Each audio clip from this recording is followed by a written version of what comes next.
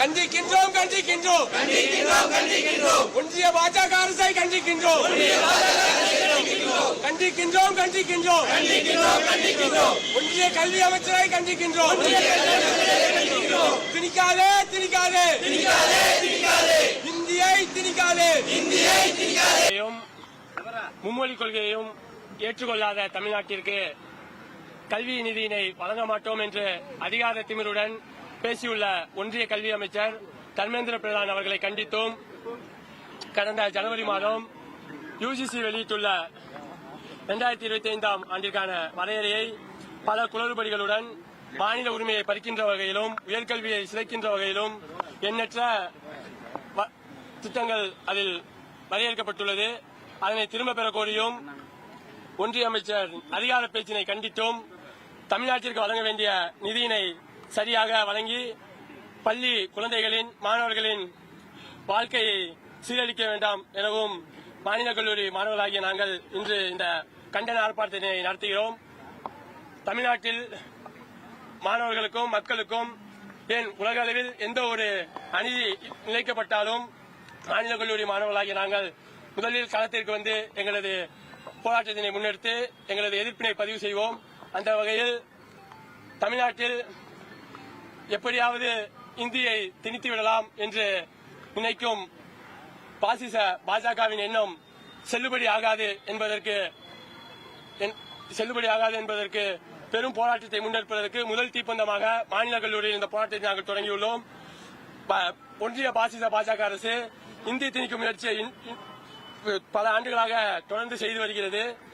இன்னும் அவர்கள் இந்த முயற்சியை செய்வார்களேயானால் மாநில கல்லூரி மட்டுமல்லாது தமிழ்நாட்டில் உள்ள ஒட்டுமொத்த கல்லூரிகளிலும் இந்த போராட்டம் மிகவும் தீவிரமாக நடைபெற்று மீண்டும் ஒரு மொழிப்போருக்கு இது வழிவகுக்கும் என்பதை இந்த தருணத்தில் நாங்கள் தெரிவித்துக் கொள்கிறோம்.